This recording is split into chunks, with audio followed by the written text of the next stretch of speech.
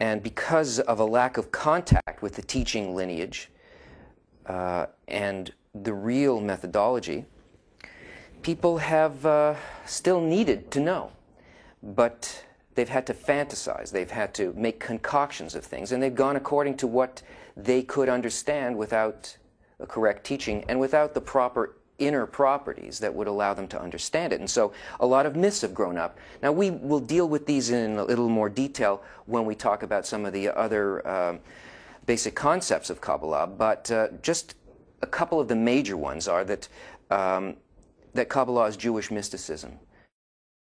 Well, it is neither a religion nor is it mysticism. Kabbalah predates religion. Religion is a phenomenon of disconnection from the upper force, of speculation and a misunderstanding of Kabbalah, even though it has a formal similarity with it. Because the Kabbalists created halacha, they created the books that we study and consider to be holy books, and our traditions and so on come from them, but the purpose, the meaning of them, what the books are actually written for and what they speak about, we are not very well in touch with these things. So the relationship with Judaism is like Kabbalah and amnesia.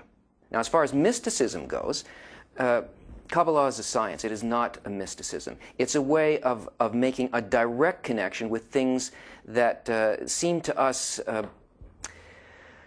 magical and unfathomable only because we, in our current state of awareness, don't understand how they work. And it's the same as if you brought a lighter to some tribe that lived on a desert island that had never seen any technology at all. You would be the god of fire, some mystical creature that can produce fire out of your hand. I mean, it's simply a matter of what is hidden and what is revealed.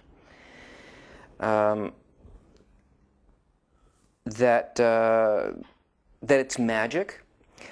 Well, magic implies the using of hidden upper forces in order to manipulate people to get what you want and to cause certain outcomes for your benefit or against other people and so on.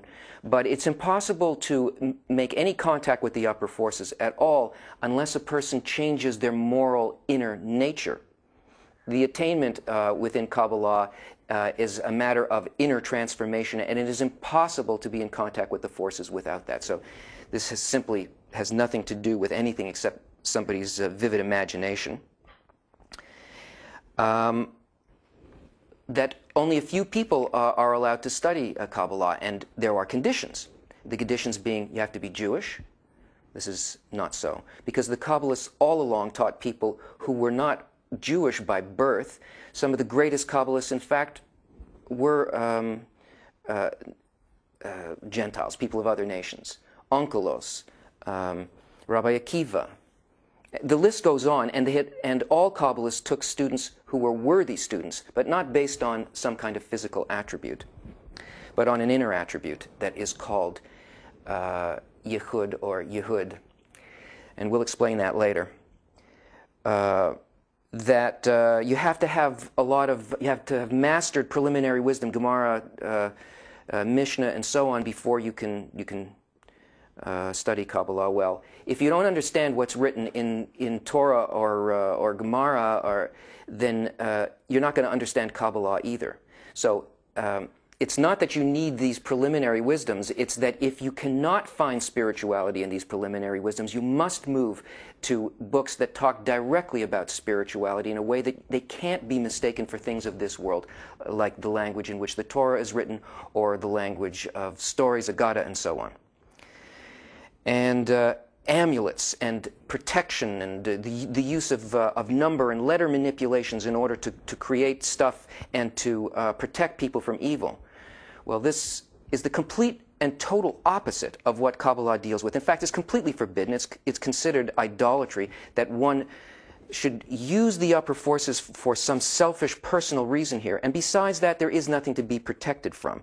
So holy water, amulets, red strings, and so on are psychological things, and they have absolutely nothing to do with Kabbalah. And finally, there's the mixture of Kabbalah with Eastern religions, where since we didn't know anything, we made an association with Buddhism or with aspects of Hinduism that deal openly with spirituality, and that's only because spirituality from the books of the Kabbalists were not open.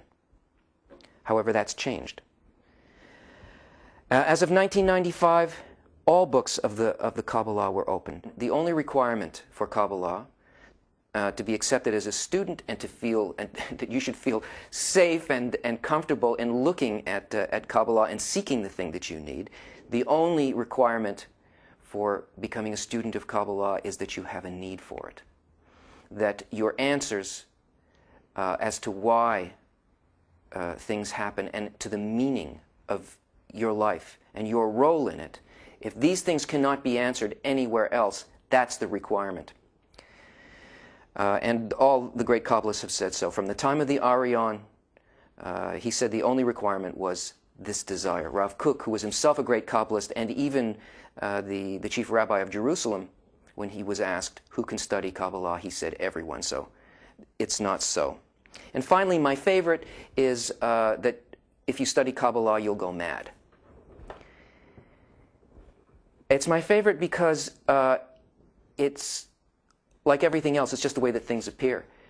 The kinds of interchanges that a person goes through as a result of attainment in Kabbalah, of the understanding and connection with reality.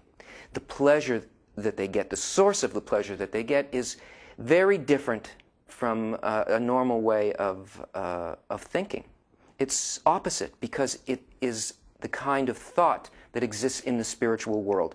So to somebody who has an opposite goal from spirituality, a person may appear insane. But not really.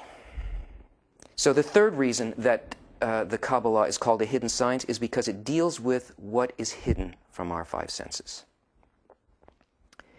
It answers a question that can't be answered any other way.